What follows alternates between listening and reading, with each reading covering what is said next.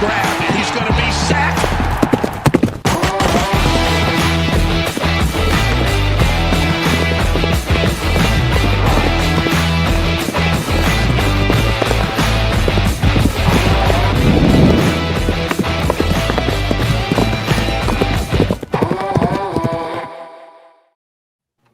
Broncos country, what is going on, guys? It's your weekly horsepower hour crew. Plus, I don't know if we'll call him special guest because he's coming in here throwing some shade on us this week. Colorado losing to Georgia Tech, but nonetheless, we have the Cameron Parker of Mainly Broncos and also the 5280. Forget the rest of it. You can say it. It's podcast. Oh, it's podcast. Okay, I thought it was something else, man. Yeah. All right. Well, Cameron, welcome to the show. Y'all smash that like, subscribe to all the channels. But Cameron, for people who don't know you, tell us a little bit about you, other than the fact that you eat corn. I do like corn, and I actually, admittedly, did like the Kansas City corn. When we were there. So I have to get that off my chest. No, it's obviously been a Broncos fan my entire life. So I at least have that on the good side of me. Nonetheless, I'm into podcasting and stuff like that. So we do a couple podcasts, obviously, as you just mentioned, 5280 podcast over there on the MHRT network, and obviously Mainly Broncos, which we are streaming that over on the Mainly Broncos YouTube channel. So make sure you subscribe for that. But yeah, I mean, really pretty straightforward for anybody that, that knows me. So, really, I guess the one, as you alluded to, the one part maybe people haven't figured out just yet is that I am a Nebraska Cornhuskers fan. Oh my God. Hence the, Colorado lost to Georgia Tech, name tag over here. So, Well, I'm really curious, Cameron. Is there anybody that you like to low key like dress like and act like and try to imitate like, kind of like your quarterback does, or is that just a weird Cornhuskers thing that you guys do there? Growing up, I really do resonate with what Dylan's doing right now. Because when I was a kid, I really wanted to be Ken Griffey Jr. The key there is kid. The key word there was kid. You know what I mean? So when you were a grown ass man, did you ever weirdly impersonate people, or would you? I don't know. I mean, I'm just genuinely curious. I don't know, because I feel like it's a little bit strange what Dylan got going on there. No, I would every once in a while still, impersonate, Ken Griffey Jr.'s, batting stance swing. But I will say nice. I didn't localize it to just Ken Griffey Jr. For anybody that doesn't know, like I was a big baseball fan growing up, so I wasn't just impersonating like the Ken Griffey Jr. batting swing. I was impersonating like all the Rockies batting swings and stuff like that. So it's just been like a big thing. But obviously the Dylan Raiola, Patrick Mahomes, stuff is a big talk of the town. I will say though, the one thing that was it really made me throw up in my mouth was when we were at the Kansas City Chiefs Stadium, Arrowhead, for the Nebraska and Cincinnati game. Like there was, I kid you not, like there was a Raiola Mahomes jersey. Like someone actually had a jersey of like Raiola and Mahomes on the back of the jersey, and at that point, it made me want to puke. Well, I think it's just the beginning of it, man.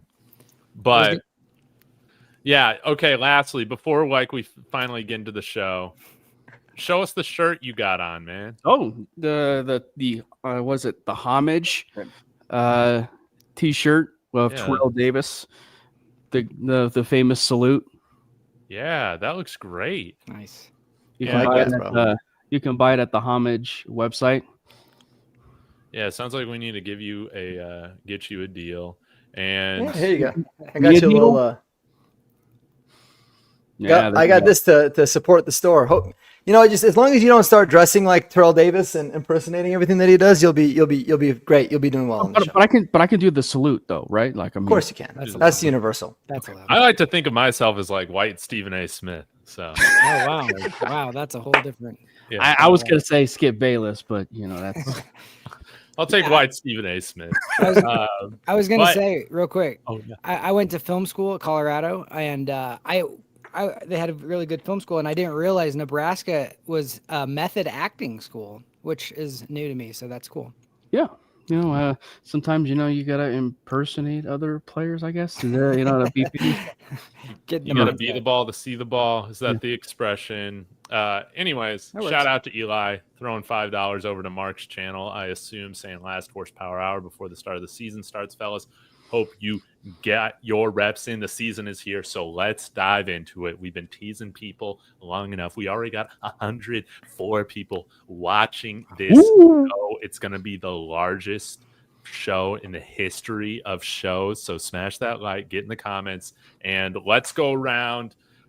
Give us one hot take you got coming in to this season. Nobody wants to follow up Kodiak, and so we're going to start with Kodiak. So we all got to follow him, man. So start us off, and we'll work our way down from Mark and around the horn.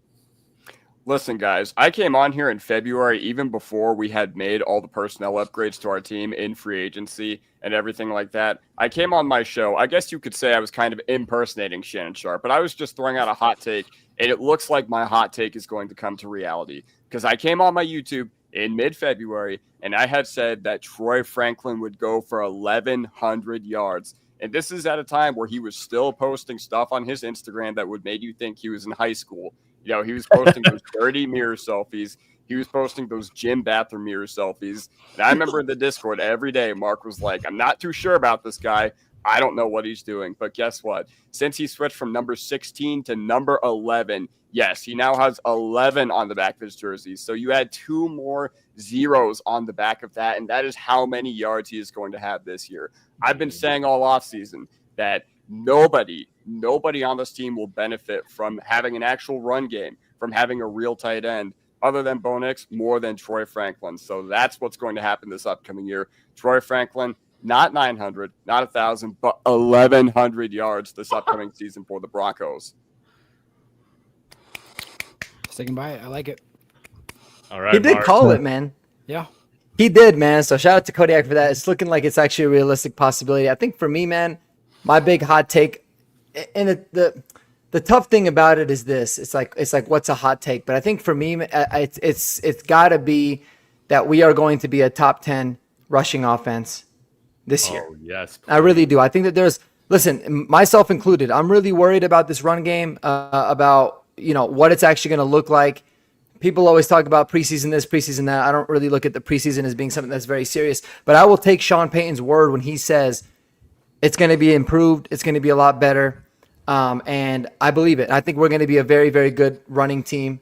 I expect for us to be one of the best in the league at running the football. And I think that's going to be the biggest key to the Broncos having the success that they do. So the RJ Harvey, J.K. Dobbins combination is going to be nice. I think you're going to see a lot more Tyler Bidet at some points of the season. When RJ Harvey inevitably J.K. Dobbins has to inevitably miss a few games. But I'm excited about this Broncos run game. I think that we're going to be really, really solid. And maybe it's just me being really optimistic because it kind of has to happen. But I'm really looking forward to see how this team's going to be running the football, man. So pumped up about that. Yeah. It's going to be a beautiful thing. Jeremy, what are you looking for this season? You got a hot take? I don't know if it's how hot it is, but I think Jonah Ellis is getting double-digit sacks this year. Oh my God! I like yes. it. Well, does that mean we'll have 3? That could be 3. double-digit Yeah, I don't know about Cooper where he's going to end, but Benito for sure, and then I think Ellis is going to get to 10. Yeah, I'm just excited to see this offense evolve, and if the only thing left to do is get a number change for RJ Harvey. Just get from 37, get 4. You could even go with, I don't know, you could even go like in the teens somewhere, but or like 25, 24. That would look good. But 37 is just not going to work. So let's do that. But yeah, no, man, I'm hyped. I mean, this is the last Monday without football for a long time. So thank God. you got to love Hey, that. how about number 7 for RJ Harvey, right? I don't think that's allowed. All if he makes a phone call, well, probably a few phone calls, maybe. It's gonna be an important phone call. Yeah. Even if he got the permission, that would be terrible. Yeah, you can't do it. Do it. That would be the terrible. one person who can't do it. You can call Frank Jerpuka and ask for 18. You can't call number 7. Especially if you're paying Right Manning. now? Let me check. PJ Locke, he doesn't PJ Locke. deserve a single-digit number being on the bench. I agree. It's going to be number 4, guys. It's going to be number 4 or number 5. Trent Or number 1, maybe. There's a big possibility it could be number 1, Well, which No, would be he's gonna the pay, best case yeah. scenario. What if Ingram's not going to switch though? Yeah, right? Ingram's not switching. Ingram might go to 17 now, man. That was his number for the Oh. longest time. Oh, You're right. well, if he does, So- yeah, do that.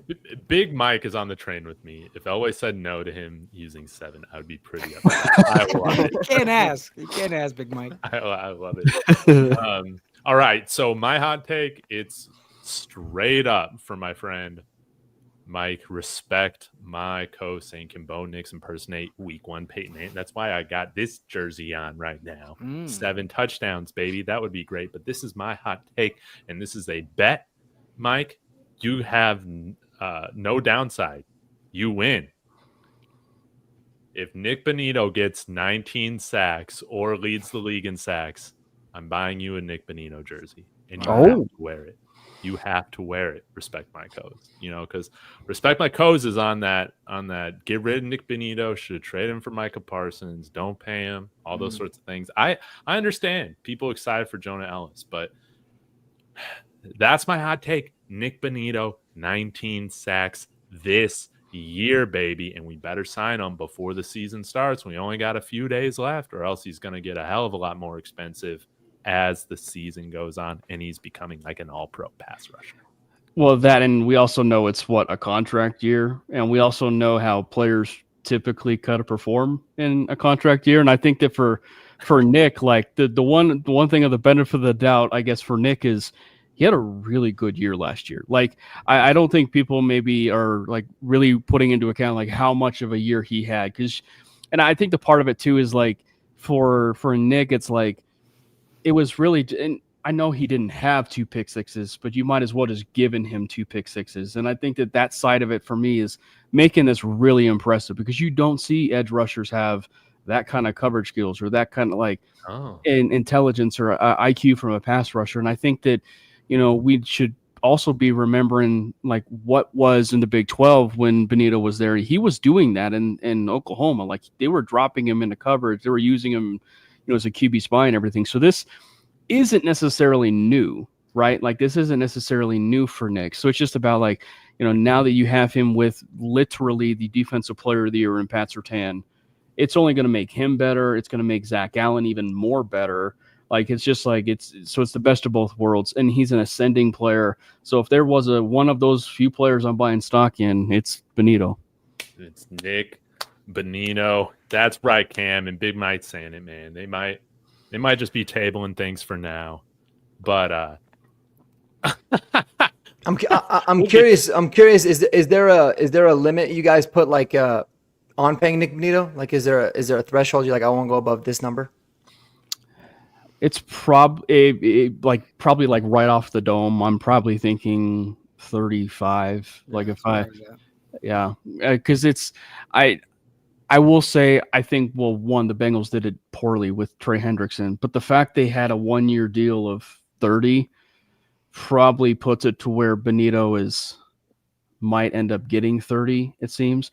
But I mean, like we also have to remember this is the Broncos we're talking about, the Broncos front office, and so as much as we're thinking about a deal of between 30 and 35, they could get it within our range of what we're expecting or what we want, if you will, for a player, and really kind of up his guarantees a little bit. I mean, we were expecting Sutton to get, right, like somewhere between 20, or wanting it somewhere between 22 or so, 24, and we got necessarily the APY that we wanted, if you will. So I think it'll all work out.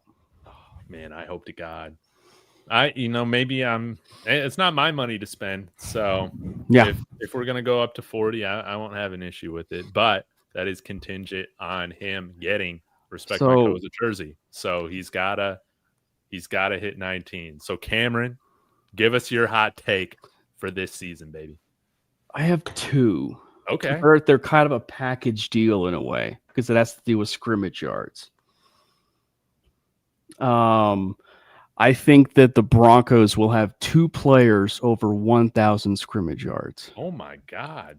Hell yes. And who are those players going to be? None other than Marvin Mims and RJ Harvey. I love that. Wow. That'd be Okay, nice so for no Mims. court. So break it down for us.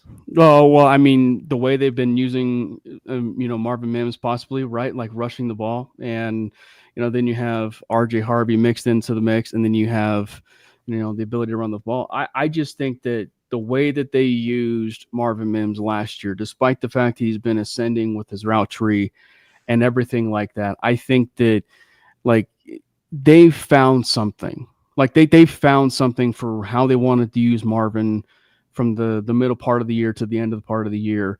And I don't see why that would change. I mean, obviously, you want to work on different things and be an ascending player. And in the preseason, we saw a different side of Marvin, right? Like they weren't necessarily using him out of the backfield or anything like that.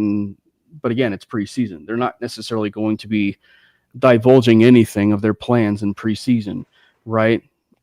So I do think that like the Marvin Mims of him possibly having that 500 and even more receiving yards, if you will, is a very real possibility. Because if you pack in the year that he had from that midway point to the end of the year, but you compare it to what he was going to be for a full season, the Broncos were going to end up having 2 1,000-yard receivers, if that was the case. And I think that the fact you add the rushing element to this, I think is going to be really an interesting element to it. And I think that they also may want to ease maybe RJ Harvey in just a little bit, right? Like I could see him wanting to ease RJ Harvey into a little bit, plus the J.K. Dobbins element. So I don't know. And I think there's the other side of it too for me where I don't trust Jaleel McLaughlin, and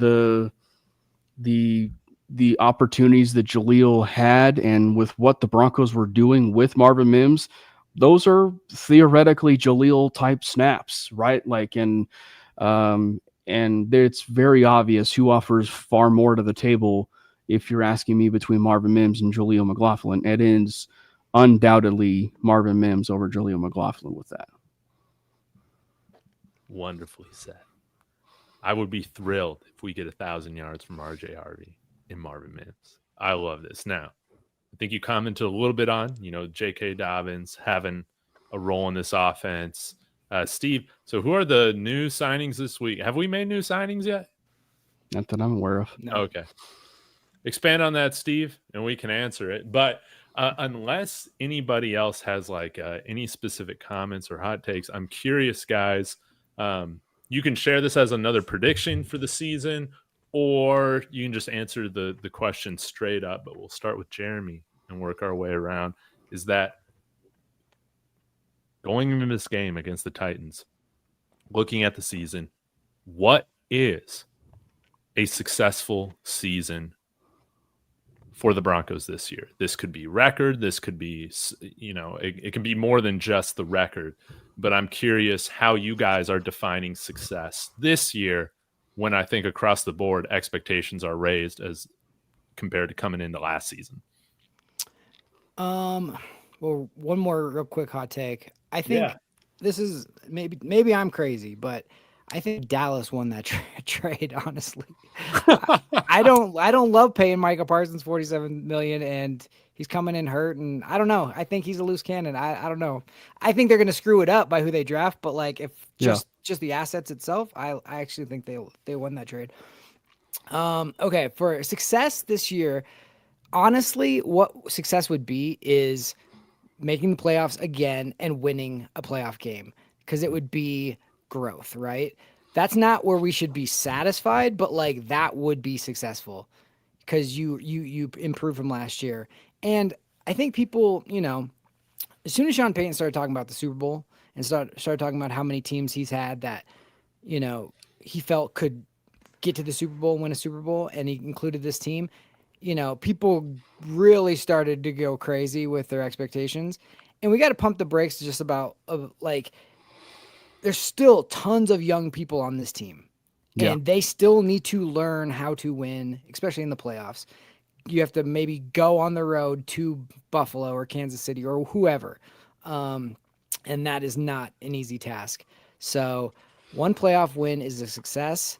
But I think it would be a success technically, but disappointment, I think, for some people too. Mark. Yeah, I mean, I would agree 100%. I think winning a playoff game would be, something that's successful. I think obviously it starts with you got to have a much higher chance of winning a playoff game by winning your division. There's a possibility there, but if you can make it to the playoffs, if you can get a win, regardless of if you win the division or not, I mean, that's big time. And at that point, you have no idea what can happen afterwards. So you got to focus on win number one and move on from there. So I think it's all about baby steps, man. I think last year we expedited the process of being successful by 2 years. I think we were 2 years ahead of schedule. Yeah. So if you can continue on that growth and win a playoff game, I think that would absolutely be a successful season. Yeah, I think to just echo that sentiment. I think that, when 10 plus wins, get into a playoff game, and if you can win that playoff game, you're in good shape. I will say it's also about progress, right? Like we're talking about progress. So in terms of forecasting the future, we're hopping in a DeLorean, we're going to the future. The Broncos are in a playoff game. Obviously they got their butts handed to them by Buffalo, right? But let's just hypothetically say that they're almost in that same exact situation this year, and it's a Buffalo game, but it's not a 31-7 loss that they encountered, but it's rather a 31-28 loss. So I think that progress is also about what you're showing to end that playoff game and not being too big for the moment. So I think that, for me, obviously winning a playoff game is major for the growth. But I think just the simple fact of you're in that playoff game and you clearly have shown that growth from when you were there to when you are now. And you've clearly shown that, you're not big, you're not too big for the moment. Mm-hmm. Well said. Well said. Kodiak. Well, there's two I'm going to get into. So as far as the broader picture as a whole, I think a successful season to me with all the hype that's gone on around this team, man, it seems like a lot of national analysts are picking the Chiefs to be dethroned this year in the AFC West. So with everything that's gone on, with Sean Payton echoing the sentiment of, I've had 6 teams in the past that I think can win the Super Bowl. I think I've got my 7th right here in Broncos country. Listen, the national media, they're pumping your tires, so you got to perform. And I think a successful season would be ending the Kansas City Chiefs' 9 straight season division title run on Christmas night. That's what I think would be a successful season. And honestly, I think it's right for the taking, especially because, the Chargers lost later. That is huge. So I don't see them winning the division either. Raiders, I still think they're a couple pieces away, but man, clock's ticking for KC. They're getting older. Jones getting older. Kelsey doesn't really care about football that much anymore, I don't think. He's engaged now. He's totally checked out. Are you serious? He got engaged, David? Oh, I didn't. When did that happen? Yeah. Yeah, literally. But that's how I'm feeling about the Broncos. I'm thinking, everything comes to an end. And if you can't do it this year, then honestly, I don't know when you're going to be able to do it. That being said, what do I think would be successful for the Broncos as far as their growth? I felt like they were not opportunistic enough last year against good teams. Okay, what do I mean by that? We had a lot of one-score losses to very, very quality teams last year. And hey, maybe if things are different last year, maybe if you can run the ball and sustain your offense, maybe you take that second game against the Chargers. If you can run the ball, maybe you get overtime handled against Cincinnati. So I want that offense to come out with more of a killer instinct. I'm not worried about the defense against bad teams, but I am a little bit worried about them against good teams, especially if, Greenlaw's health is up in the air. But I think week 4, week 5, he'll be completely fine. That being said, that's how I'm going to measure success from the Broncos, is winning the division and then just being more opportunistic on the field. We can't go 3-and-out at the second highest rate in the league again, like we did in December last year. No. We have to have one of the best short yardage, most drive sustaining offenses, and that complementary football is going to be what gets Denver over the top right there. Oh man, Kodiak, you took my take like right away from me, man. I wanted to talk about how, yeah, our offense needs to be much more efficient. We can't have all these third down or 3-and-outs starting these games, slow starts on offense. I think for me, people are saying temper your expectations with the offense. I still want to see this as a top 10 offense, like with the weapons we got. And I think the biggest question mark, of course, is going to be this offensive line in the wide zone scheme, and how much patience do we have in developing that? Can Ben Powers do that? We'll find out. Is Luke Wattenberg going to be worth an extension coming up? But yeah, I want to see this offense carry some of the weight this year. And in addition to that, the other thing that I want to see, dude, is that we don't let ourselves get Harbaugh'd this year. We cannot allow that to happen. Sean Payton run the ball on both sides of the card this season. He needs to do that. You know what could also help with that is a midseason trade for Alvin Kamara. But I know that I'm in the minority on wanting to see that move happen. But I just want good players, baby. I just want good players on this team. And we got to beat Kansas City. I want to sweep Kansas City, man. That is an A+ year. I don't care what the record is. But if we sweep KC, baby, I think then we go and win the division, man. Well, I'd say at the very least, the Broncos have to be in division 4-2. They have to be in at the very least 4-2. Because if you're, at least 4-2, you have a winning chance at that division. And we know that the AFC West is going to be a dogfight from start to finish. And, maybe there is that chance the Broncos do win that division because it's that dogfight to where, I'm not saying it's going to be like, oh, the Broncos and everybody else is going to be like a 9-win team winning the division, but it's going to be like a dogfight. So where they're going to be gunning for everybody. So I wouldn't rule out the possibility of, obviously the Chiefs have been 13 wins, 12 wins, 13 wins, possibly even 14 wins every single year as of late.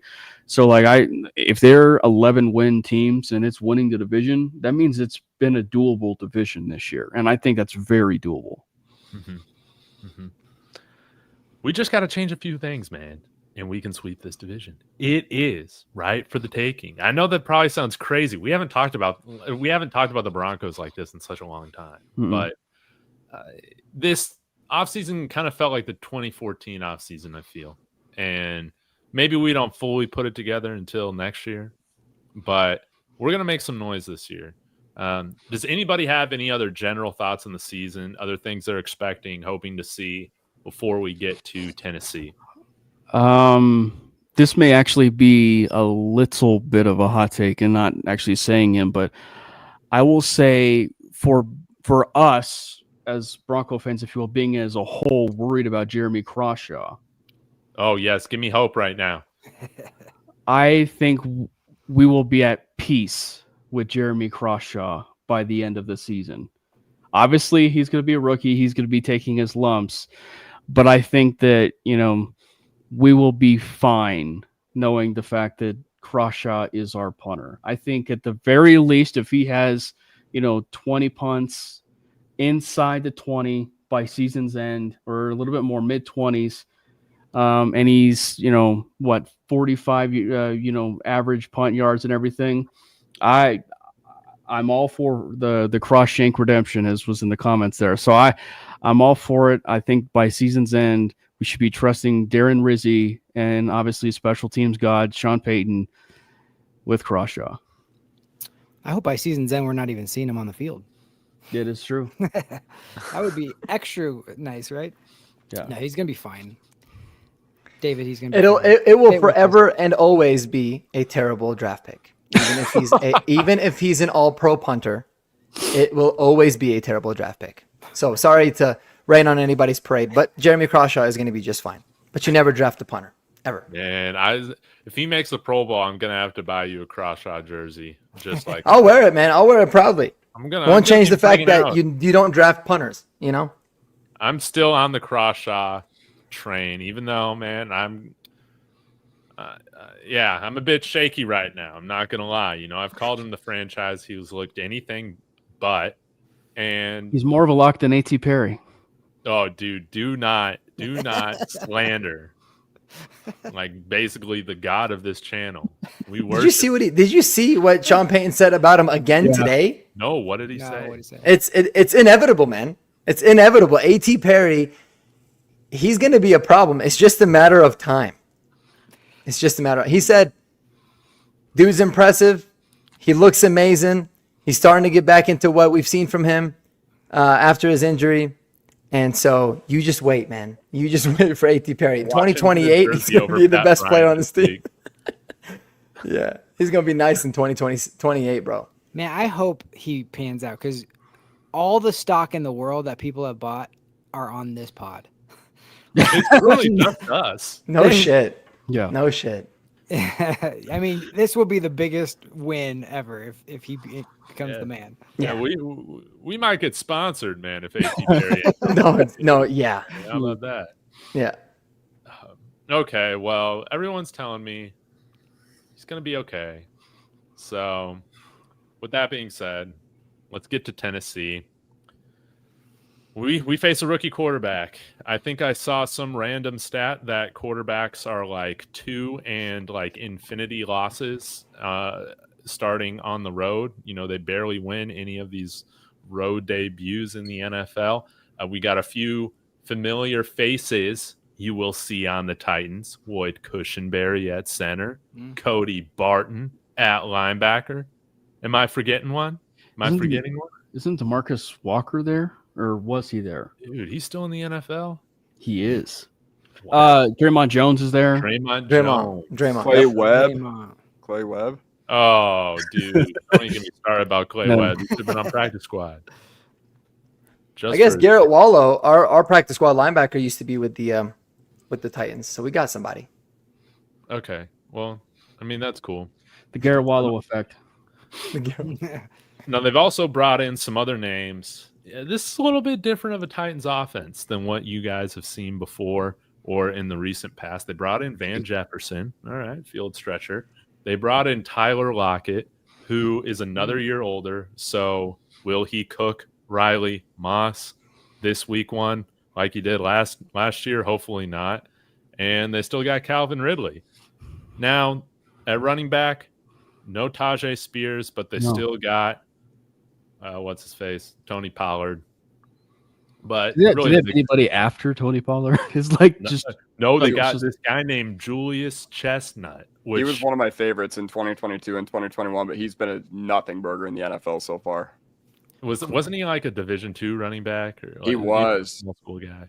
According to their depth chart, Tajay Spears and Khalil Mullings are the backups. Well, Tajay Spears is injured. Tajay's on IR. So there you go. Mullings from Michigan, Yeah. All right. Well, I guess Ale Manor as well, by the way. Oh, who I love. They got Ale Manor. Maybe we'll see some of him. Let's go around and each of us give one key to the game, one matchup that they're going to be concentrating on, one thing that they want to see in this game.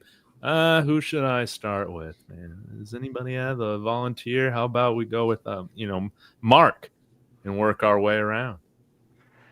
Yeah, man. I mean, I think this is going to be I don't think it's going to be a walk in the park like a lot of people think it is. The first week of the season is a little bit scary. You never really, teams figuring it out. But based off looking at their depth chart and kind of doing a little deeper dive into the Titans like I have been doing, we've seen with Cody Barton what he can do and what he can't do last year. You've got to be able to isolate him on a running back or on a wide receiver. So I'm expecting for Sean Payton to find ways to get Evan Ingram matched up on him. And if that's the case, Evan Ingram should have a field day against the Titans. So that's a matchup that I really like. I think we should keep an eye out on because, you want to be able to try to get Cody Barton into coverage in any way possible. So get creative with the way that they utilize Evan Ingram or RJ Harvey, J.K. Dobbins out of the backfield.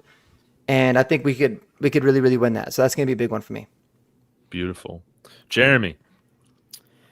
I'd love to say we could run the ball and that set that tone. T'Vondre Sweat and Jeffrey Simmons in there is going to be tough. So Bo just needs to do his thing. He needs to get to get him a couple of easy ones early and get him comfortable. I think he'll be fine. And just let these edge guys just get to Cam Ward. Let him hold the ball a little too long. Somebody come from behind, get strip sack, and we should be off. So, if for some reason Cam Ward goes down, it's also Brandon Allen behind him. So we It's a blast from the past. Yeah, there you go. So that could be a reunion as well. No, I honestly think it's going to come down to our pass rush. And if we can run the ball, I think we'll be fine. Stop the run the ball. That's every week, right? Yeah. Yes. Oh, real quick. Want to take a break for a second. Shout out Mile High Mims. Let us know. Drop the news here about what RJ Harvey's jersey number is going to be. I know you got it. Come on, just put it in the chat. No, you can do it. No harm, no foul. Yeah, we got 400 people watching. Please go like and subscribe on YouTube to all the channels. Oh my God, that helps us so much. And we're building the funnest Broncos community of all time, and you guys are going to be part of it. So thank you. It's 7. That's right. Forgot about it. So with that being said, Cameron, let's hear from you. What's one key or one matchup, man, you really got your eye on going into this game? It's really hard to overlook the trenches.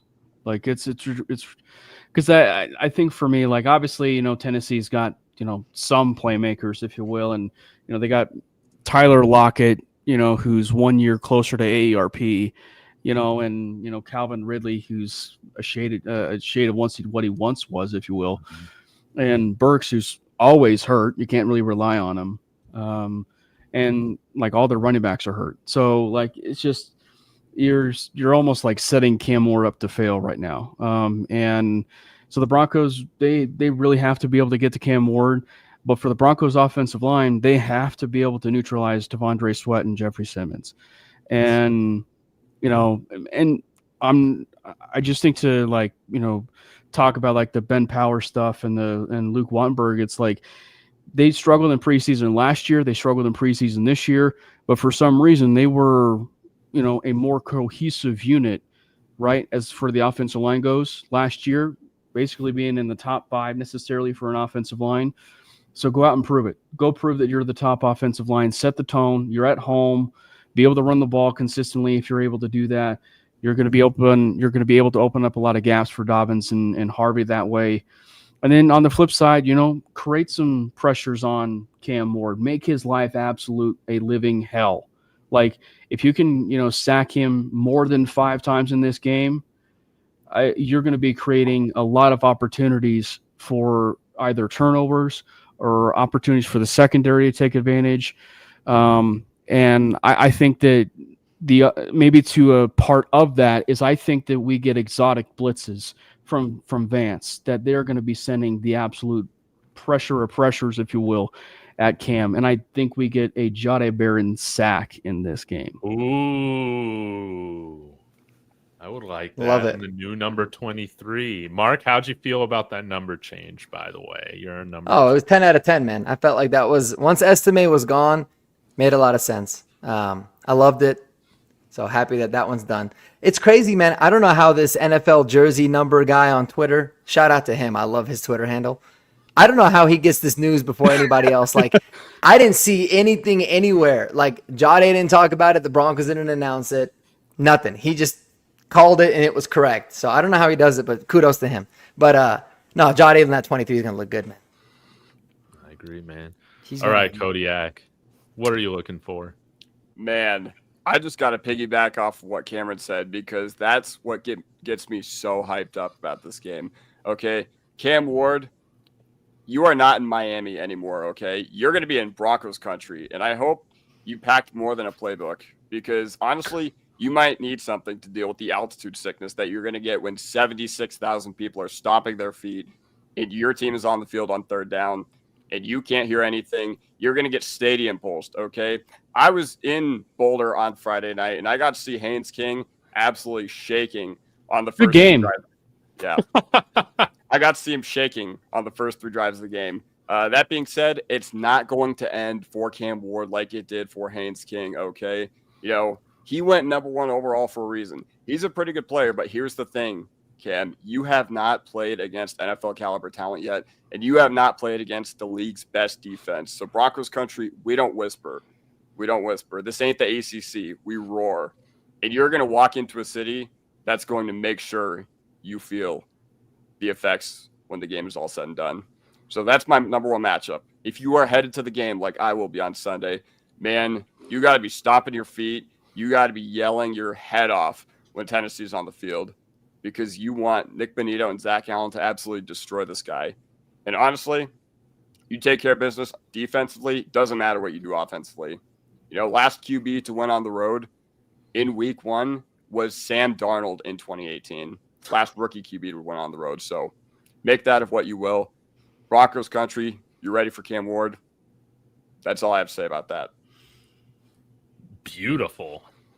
Again, man, that's tough to follow up right there. Where are you going to be sitting for the game, Kodiak? Good question. If my dad doesn't sell the tickets, then I'll be in 135. But if I have probably should have led with that first. yeah. But if me and my friends have to buy on Game Time, last minute ticket app, use my referral code once you sponsor me, then probably somewhere in the 500s. I don't know, but we'll see. Man, I love it. Yeah, Kodiak's dad's not selling the tickets, by the way. We would hate for them to take away his season tickets because he's reselling them. We would absolutely hate that. That would be a crime. I'm going to go with D. Wills here, talking about establishing a run game. This is very, very important. Sean Payton, I said it earlier, right? Run the damn ball on that play call sheet on both sides so you don't forget it, man. You got RJ Harvey. You got J.K. Dobbins, who is now indestructible, all right? Run the ball with these guys. Take some pressure off Bo. Bo doesn't need to play hero ball. I just want to see Bo play within the offense. I don't want to see him forcing things because we should have a really good run game to complement what we got going on the outside and with Evan Ingram and all that. The one fear I have this season, and we've seen it at points like last year, where Sean Payton's like, oh, man, I got Bo Nix. It's time to prove everybody wrong and prove that I am a genius, and we're going to throw this thing all over the yard, man. Sometimes it doesn't always go as according to plan with Sean Payton when he gets overly aggressive, man. So I think just please look at RJ Harvey as our new Clinton Portis, baby. That's the only please, God. Please, Sean Payton. Understand. Nah, you don't got Alvin Kamara. You got Clinton Portis. And you can acquire Alvin Kamara before the trade deadline when the Saints are looking to get off of him. And then we can have the best running back room in the AFC West in the NFL. But just run the ball. Please, God. Please run the ball. For him to be Clinton Portis, they would have to release a certain safety for him to wear 26. Well, this is what's happening because we're signing JT Gray. We're going to sign him, right? I did a video on it. Yeah, he is. He's going to get signed for sure. Yeah, dude, this guy's way better than Devin Key. We can hide him on the practice squad. And Cam, I don't know if you've caught this, but I'm a firm believer that 26 should only be worn on offense post Raheem Moore. This is ridiculous. We have guys at the same position wearing 26. This is crazy. Yeah, the only thing with the JT Gray stuff is like it is such a weird thing. Like it's a weird cut. It's why'd they do it now? Yeah, like why they do it, man? Like why they do it now? So it's one where are they helping him out so that he can land somewhere and it's be that familiar? So it does beg the question, like, is he going to be signing with the Broncos here? My only thing there is like, and me and Andy were talking about it, today, but it was just like, you brought over Sam Franklin, right? Like you brought over Sam Franklin, who was probably supposed to be that JT Gray. and they value JL Skinner, like they value JL Skinner over him. So they clearly value Skinner of that special teams unit. And I'm not saying that they can't have another body there, but I just think it's interesting because it's one where. Is it too early for them to add to the room? I don't know. We all know that the 53-man roster is not set in stone because it could be completely different than it is now than it is in Week 18 of the NFL season. So I don't know. I do think it's a very weird release though by the Saints. Did you see what Alvin Kamara tweeted after that? Yeah. What did he tweet? Just like WTF. WTF, literally that. Dude, this guy should have demanded a trade immediately after he signed that extension. Yeah. Get that money and then ask out. That's what he absolutely should have done, man. Yeah. I see Respect My Coach talking about UCLA. See, the problem with that is that the UCLA team sucks. And they don't really work out in the NFL. I saw Dulcich went to the Dolphins. Oh, did he? Yeah. Nice. Interesting. Yeah. That's cool. Yeah. Even the announcement that the Saints made when they made the cut makes like 0 sense. It says There's always a lot of signings after week 1 too of like vet guys. Like there'll be a lot of guys that the Broncos probably sign next week because I think if you're a vested veteran, you don't have any guaranteed money after week 1, so there's a lot of that. And so that might have been something with JT Gray too, but yeah, because this is completely like this is when you don't have a good reason and you're just making stuff up. You go just with the ... roster management part of this thing over the course of the season and throughout the next few weeks. There's a lot of challenges associated with that. It was really tough one for this to do. It's like, so why would you cut? Yeah, so why would you cut him? Yeah. Specifically now, like doing it like I don't know, sometime in a week earlier when you cut downs. Yeah. Very weird. But this guy, JT Gray, 14 solo tackles, 7 assisted tackles just last year on special teams. Very elite. That doubled the amount that JL Skinner had last year. Double. Yeah. Actually, I think it might have tripled the amount total if you count his assisted tackles, man. The guy's insane. So bring him in, cut Devin Key. You can keep Skinner, man. That athletic freak. You can keep him. And I don't know. What do you guys think of him in preseason? Did you feel like he got any better in coverage? I thought he showed some signs. I just think the Devon Key thing is interesting because I don't think they cut from him because like he was the second safety, like beyond the second starting safety duo, if you will, after Hufanga and Brandon Jones. Like it was Lock and Key, the law firm Lock and Key. So I don't know if they want to move on from him. Plus there's a Dane Key agenda that we need to address here, which is in order for Dane Key to be a Denver Bronco, Devon Key has to be on the roster to keep that connection strong. So it's bound to happen, if Devon Key is on this roster. We're definitely trading Cortland Sutton if that happens. Good. Because Dane Key's I knew everybody was going to say that. Yeah, Dane Key's already better than Cortland Sutton. So yeah, I got to say something about JL Skinner. I got to say, watching him on special teams this past preseason, I was anything but impressed, okay? And Patrick Chiotti was the guy who really brought this up to me. I noticed him on the first punt we had, the one that Krasha actually had against the 49ers that was decent. If you watch that rep, it might be literally one of the worst gunning reps I've ever seen. And I know that Skinner specifically does not play the gunner role on our punt team, or at least, like, that's not what he's familiar with. That being said, I did not like Skinner on special teams this year. Now, you could say whatever you want about the Broncos want to try things, try certain guys at, different areas. And that's completely valid because, a lot of coaches use the preseason to just see where guys' strengths are. It doesn't really mean a whole lot. So, yeah. But that being said, I felt like as a gunner, Skinner had 2 reps this preseason, and both of them, I was just like, it just can't happen. It's not going to happen week 1. No. Maybe we do cut Skinner. By the way, before we get into our final predictions for Titans, and Broncos. Bill Belichick, man, he needs to dump his girlfriend. I think that's my big takeaway from tonight's game. That versus the fact that UNC is absolutely getting just smacked. Yeah, this is, UNC, they're going to be one of my bandwagon teams because I want to see Bill Belichick do good, but his girlfriend's holding him back. It's very clear. He's got that. Good for him, man. I was gonna say Good he's got- for him. Exactly. What else does he have right now? Like, Yeah. Let's just let him have his fun. Dude, if I was in my 70s and I had 6 rings, and what do they pay him to go to UNC? 10 million a year. I'm sure it was, yeah. Crazy. Something insane. And then you got that, 26-year-old. Yeah, man. Bill Belichick is winning at life. We can hate on it, but he is chilling. Oh my gosh, dude, this is disgusting. This is a terrible stat. Current UNC quarterback Matt Johnson is the same age as Belichick's girlfriend, by the way. Man, Dude, she's going to end up cheating on him with one of the players, and it's going to be one of the funniest scandals. The quarterback.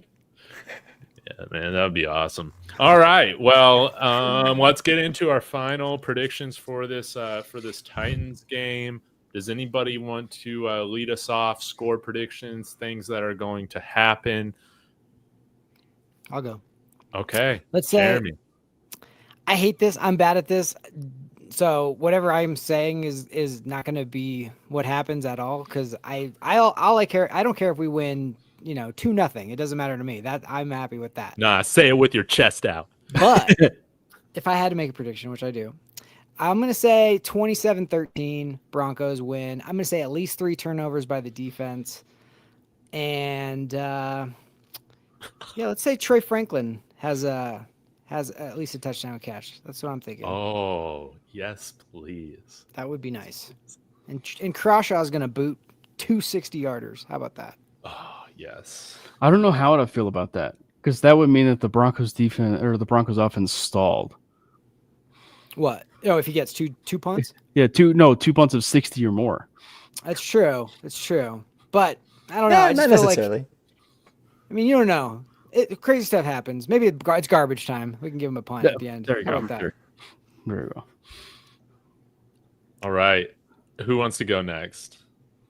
I'll go. I got the Broncos winning 23-6. And this is how I have it breaking down. Oh my God. I think that the Titans I think we're going to win the coin toss. We're probably going to defer. Then the Titans are going to have a very promising opening drive. They're going to go down, settle for a field goal, and then they won't score anything else until the fourth quarter when we're up 23-3, and they'll kick a field goal with 14 minutes left in the fourth, and then basically we're just going to run the clock out, and that's how it's going to work out. I do expect for it to be one of those games where the Broncos offense might not look all that great often, but I just think our defense is going to be way too much for them, for the Titans. It's a tall task, man, for Cam Ward. So I like us winning 23-6, but that's not my official prediction. I'm gonna put that out on the channel probably later, but I think something along those lines is about what I'm thinking.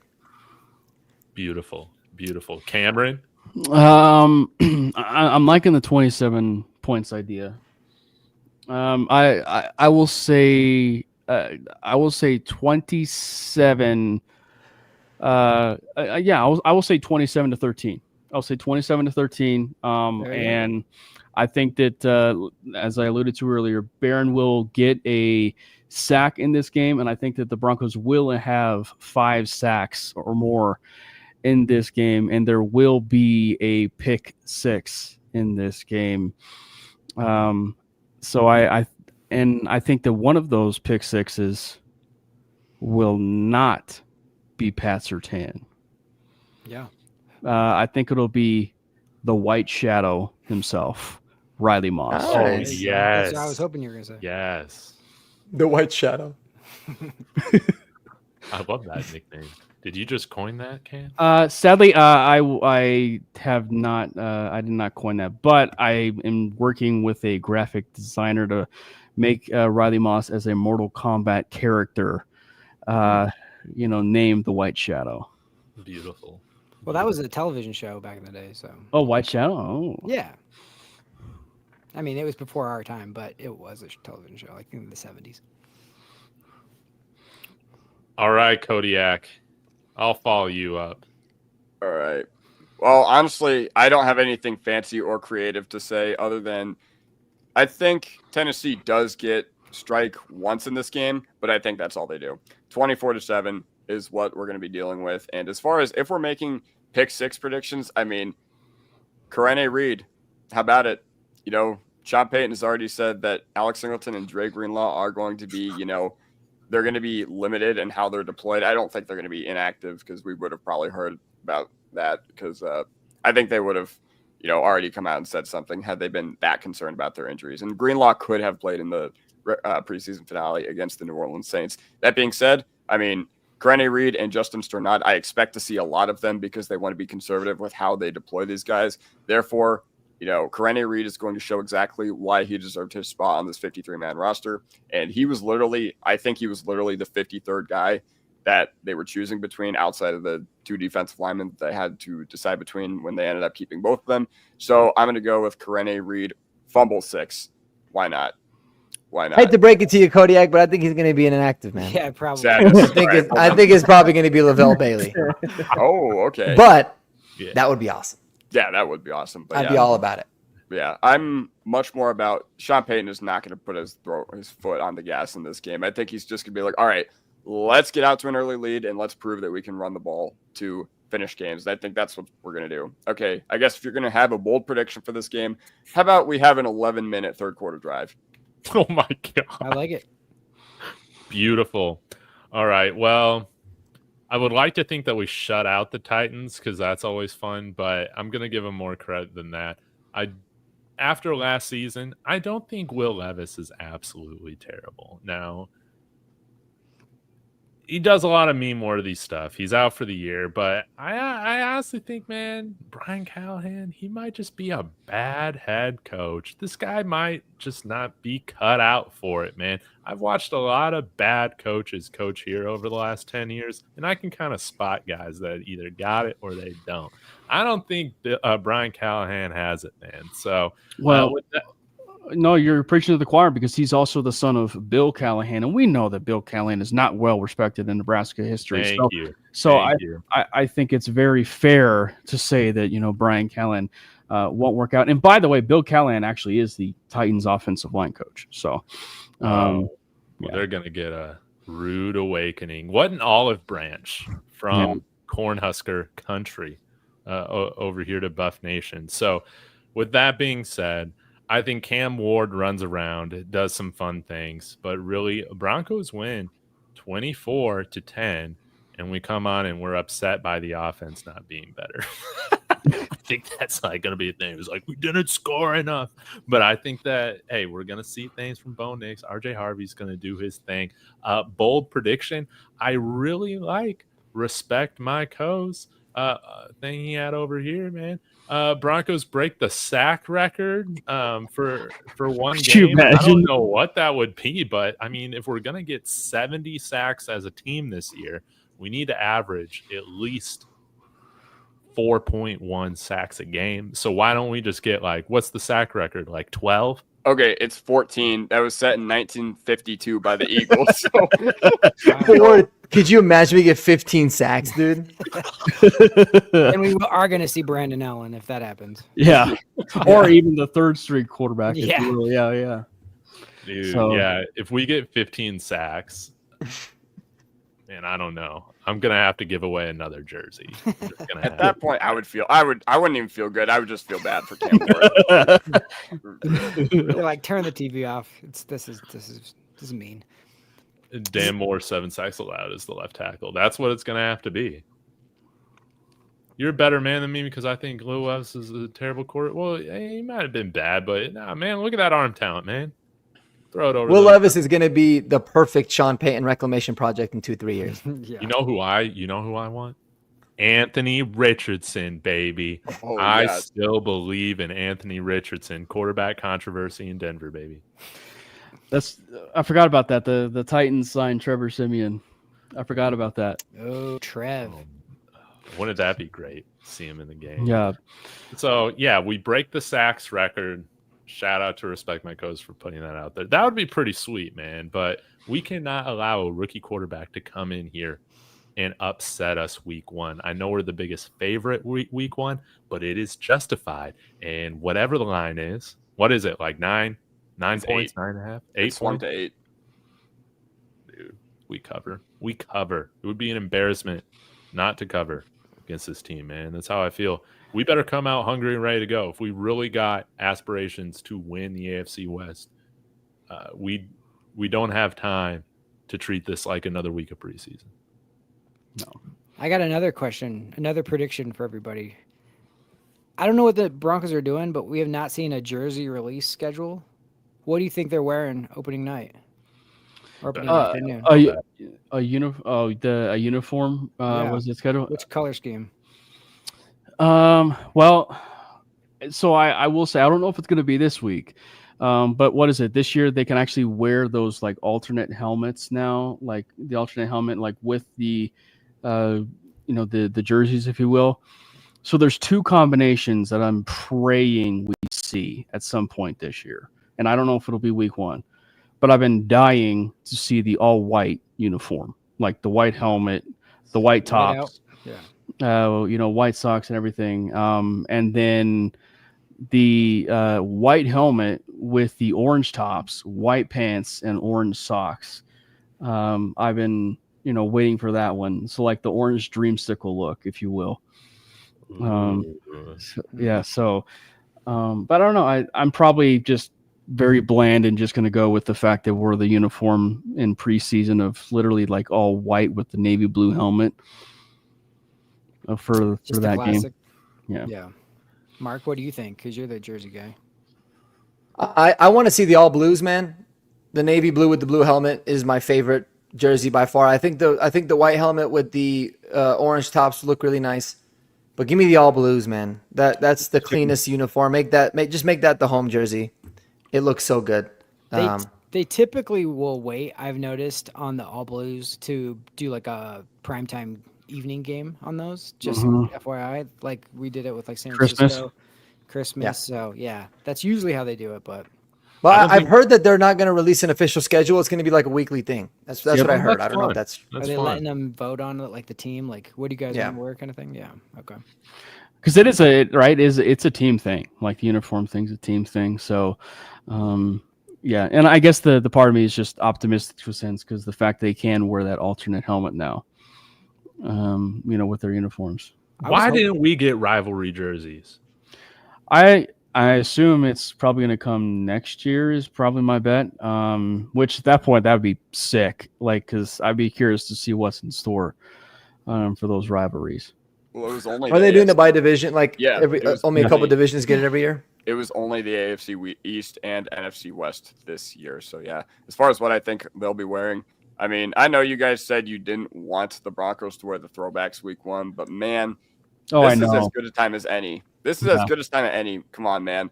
I was watching every turnover in the NFL from 2024 on my TV because I left it on for too long on YouTube. And it goes to those really long-form videos. Man, you know how awesome it would be to see us for 10 minutes at the start of the video because it's going to be week 1, just in those throwbacks getting turnover after turnover on Cam Ward after Karene Reed gets that pick 6. Well, and to be fair, Seattle gave us a layup last year of wearing the throwbacks with Seattle's throwbacks, and of course we didn't do it. So I would love that. So I think that would be like the ultimate prize right there to have the Oilers throwbacks, the Broncos throwbacks for week 1. I think Richie's right though, man. We shouldn't fantasize what other men wear. So, what do you guys think? Should Quinn Miners wear his orange jockstrap, or do you think he should go with the navy blue one? Yeah, let's get kinky with it. Well, I would say that answer probably would be Big Mike. I want to see white pants, orange jockstrap, and I want to be able to see the outlines of it. That's what I'm looking forward to, bro. Give me some of that. Powerade on the sideline. Yeah. I like how we're not allowed to fantasize about what they're wearing, but we're allowed to fantasize about them tackling each other. But that's fine. Yeah. The worst is when you're doing like the draft stuff, and you're like, this dude is like thick in his lower body. Yeah. He's built like a tank, and you're like, that's so like. kind of borderline, but like it's true. I mean, RJ Harvey is thick, bro. What do you want to do? Well, we're not going full Jerry Jones. You know the Jerry Jones thing with Cowboys training camp. Oh, I guess I don't know. I think it was Jamie Foxx. This was like years ago. He was on like Instagram Live. Sorry, this is a bit not safe for work, but I think it was Jamie Foxx. He was live streaming from like one of the tents at Cowboys training camp, and he was like talking about one of the players, and Jerry Jones didn't realize that he was on live stream and leans over and goes 8.5-inch dick too. Oh my God, I do remember that now. No, I do not. I gotta see Thanks, that. thanks, That's Trevor. hilarious. That's awesome.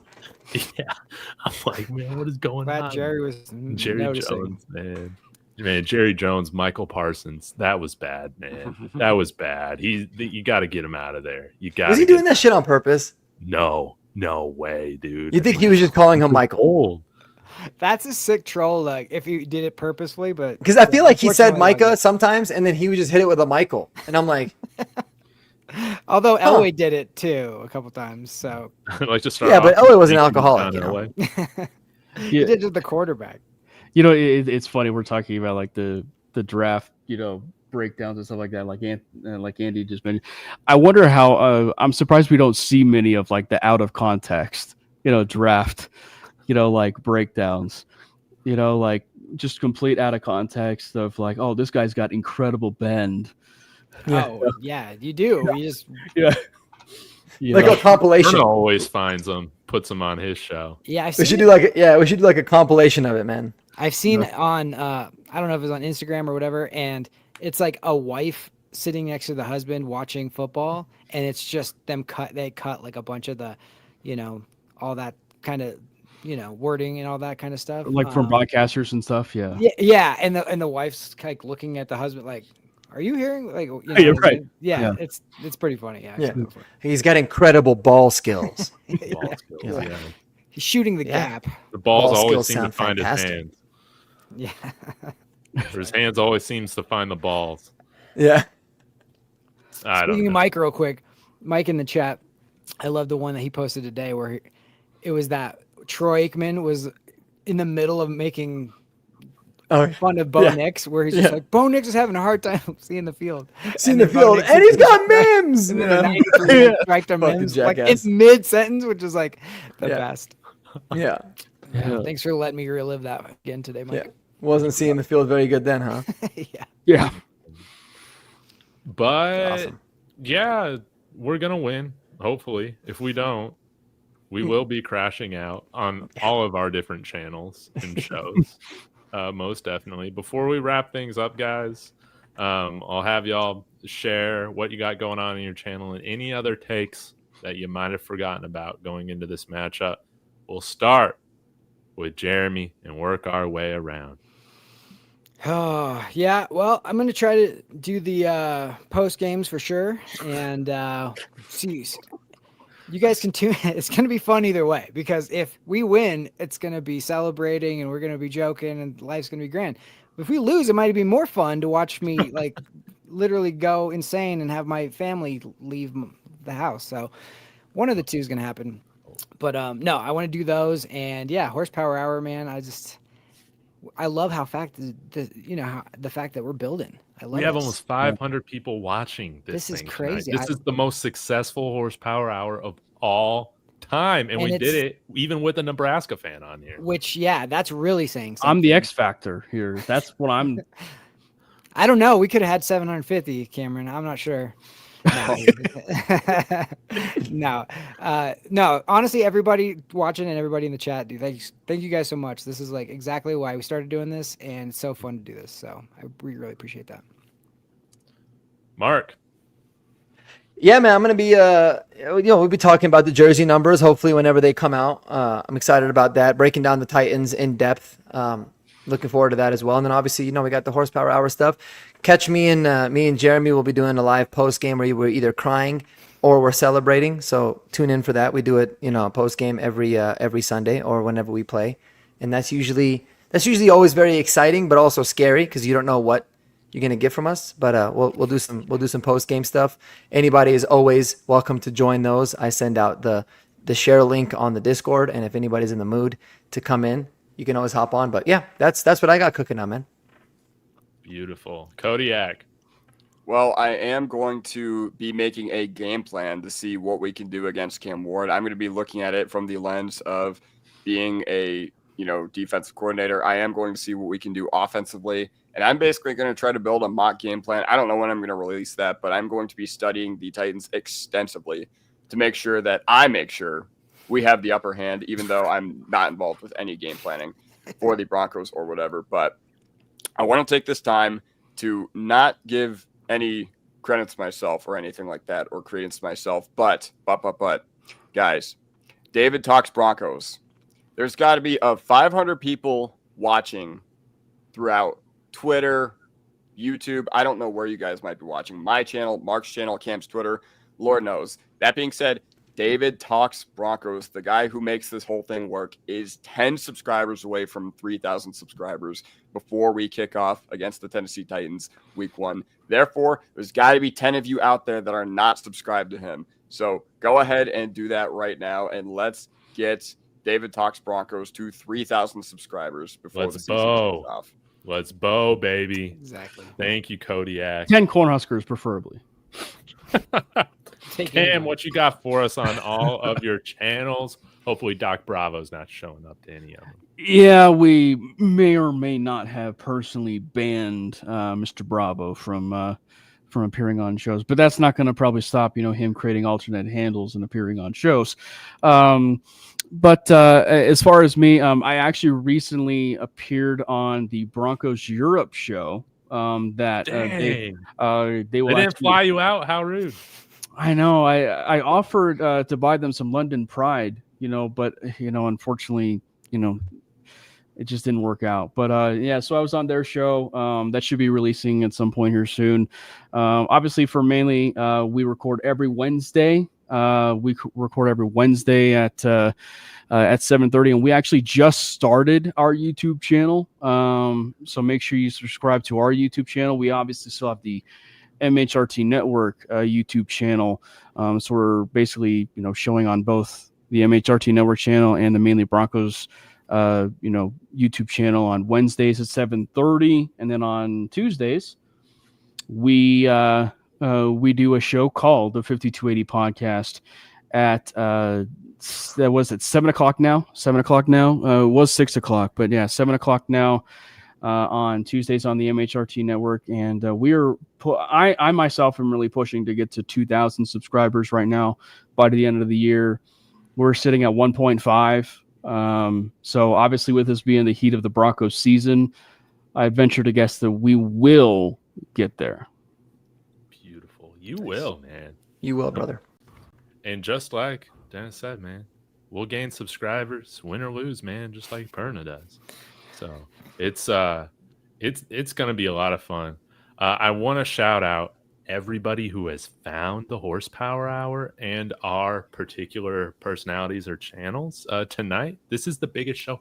We did hit at one point over 500 concurrent viewers. I cannot believe that. That's just insane. It's the Cam, bro. Yeah, it's maybe the Cam Parker effect. Yeah.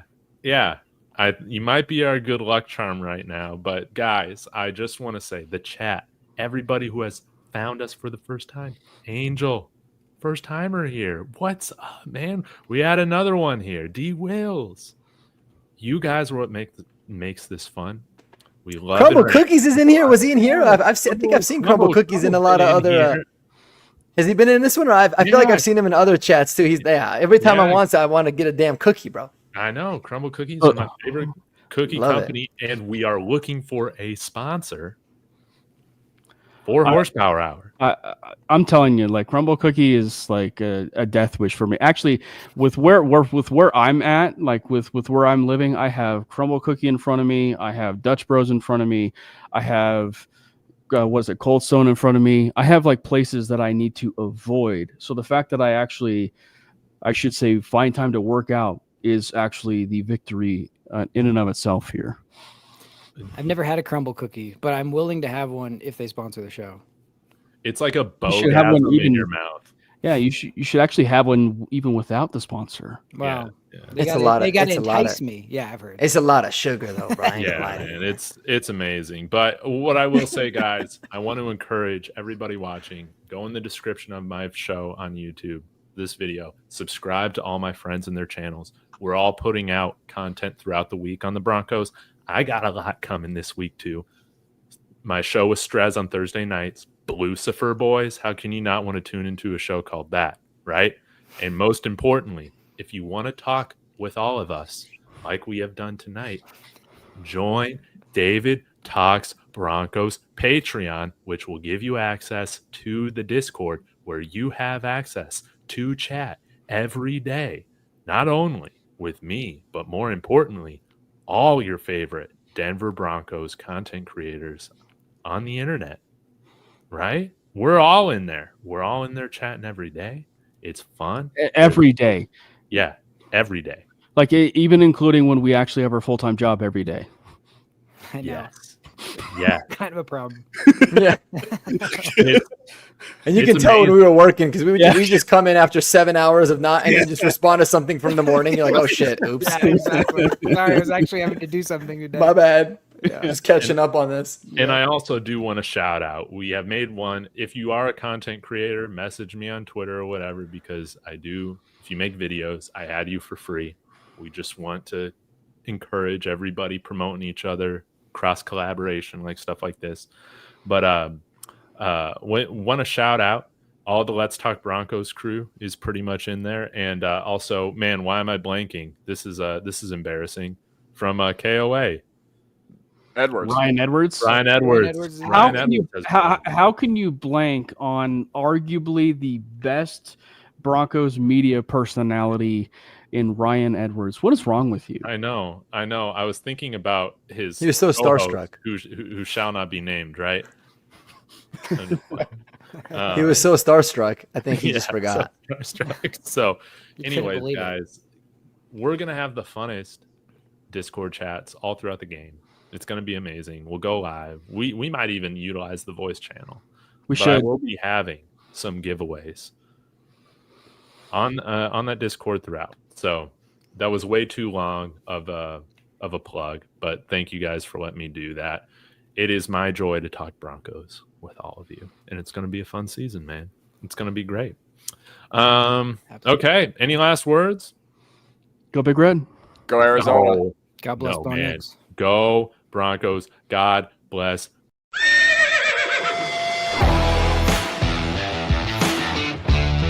God bless Bo Nix. That sacrifice is grabbed.